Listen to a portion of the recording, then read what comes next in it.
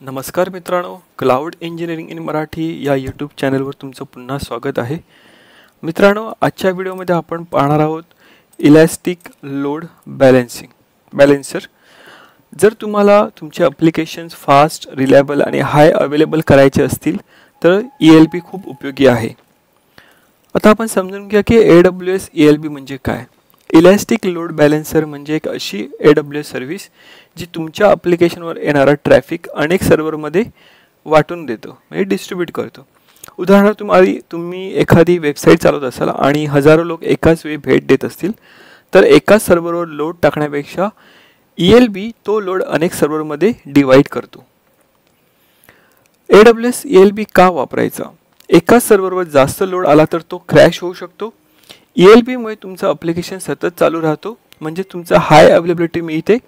तसेच जर एखादा सर्व्हर डाऊन झाला तर ELB ट्रॅफिक हेल्थ सर्व्हरकडे रिडायरेक्ट करतो. यामुळे तुमचे युजर डाऊन टाईम न अनुभवता ॲप्लिकेशन वापरू शकतो. आता AWS ELBचे प्रकार पाहूया. इलास्टिक लोड बॅलेन्सरचे 4 प्रमुख प्रकार आहेत. पहिला प्रकार आहे ॲप्लिकेशन लोड बॅलेन्सर, त्याला ALB म्हणतो. तो लेअर 7 वर म्हणजेच HTTP आणि HTTPS साठी काम करतो. नेटवर्क लोड बॅलेन्सर NLB, जो हाय परफॉर्मन्स लो लेटन्सी ॲप्लिकेशनसाठी वापरतात.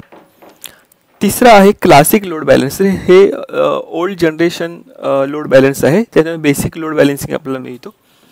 चौथा आहे गेटवे लोड बॅलेन्सर, जो सिक्युरिटी ॲप्लिकेशन जे असतात त्यांच्यासाठी वापरले जातात. आता AWS ELB कसं काम करतं? क्लायंटकडून येणारे रिक्वेस्ट आधी ELB कडे जातात, मग ELB हेल्थ चेक करून हेल्दी सर्व्हरकडे ते रिक्वेस्ट रिडायरेक्ट करतो आणि मग ट्रॅफिक त्या हेल्दी सर्व्हरमध्ये डिवाइड केला जातो. यामुळे ॲप्लिकेशन स्मूथ चालतं. आता तुम्ही हे डायग्राम पाहू शकता की एक क्लायंट आहे.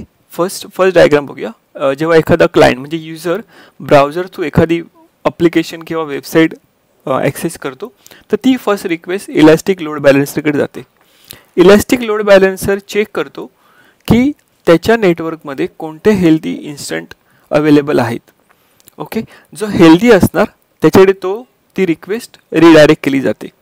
जे अनहेल्दी असतात त्यांना तो रिजेक्ट करतो. ओके, म्हणजे तिकडे ती रिक्वेस्ट त्यांना पाठवत नाही. आता तुम्ही खालच्या डायग्राममध्ये पाहू शकता. आपण जरा मायक्रो लेवलला बघूया. तर हे मल्टिपल युजर आहेत. ते मल्टिपल युजर एक पर्टिक्युलर ॲप्लिकेशन किंवा वेबसाईट ॲक्सेस करतात. त्यावेळी ते ॲप्लिकेशनची रिक्वेस्ट आहे ती इलास्टिक लोड बॅलेन्सरकडे जाते. मग इलास्टिक लोड बॅलेन्सर त्या रिजनमध्ये, ओके, त्या अवेलेबिलिटी झोनमध्ये कोणते हेल्दी इन्स्टंट अवेलेबल आहेत, ओके, त्याप्रमाणे त्या हेल्दी इन्स्टंटमध्ये तर ट्रॅफिक डिस्ट्रीब्यूट केला जातो. येणाऱ्या सेशनमध्ये आपण प्रॅक्टिकली पाहणार आहोत हे कशा प्रकारे आपण इम्प्लिमेंट करायचे. त्यामुळे आता जरी तुम्हाला समजत नसेल, पण जेव्हा तुम्ही प्रॅक्टिकल आपण व्हिडिओ बघणार तुम्ही, त्यावेळी तुम्हाला हे सर्व क्लिअर होईल. आता इलास्टिक लोड बॅलेन्सरचे फायदे कोणते आहेत? पहिला आहे ऑटो स्केलिंग मिळतो, म्हणजे तुमच्या नंबर ऑफ रिक्वेस्टच्या बेसवर तुमचे इन्स्टंट इन्क्रीज किंवा डिक्रीज केले जातात. हाय अवेलेबिलिटी मिळते, म्हणजे तुमचं डाऊन टाईम खूपच कमी असतो. SSL आणि TLS इन्क्रिप्शन असतो. कमी डाऊन टाईम मिळतो आणि ट्रॅफिक मॅनेजमेंट होतो.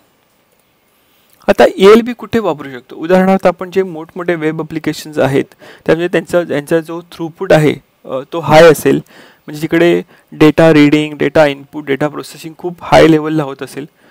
दुसरा आहे मायक्रो सर्व्हिसेस आर्किटेक्चर. तिसरा आहे गेमिंग किंवा ट्रेडिंगसारख्या हाय परफॉर्मन्स ॲप्लिकेशन, म्हणजे जिकडे रिअल टाईम डेटा रिफ्लेक्ट होतो. ओके, आणि चौथा आहे नेटवर्क सिक्युरिटीसाठी.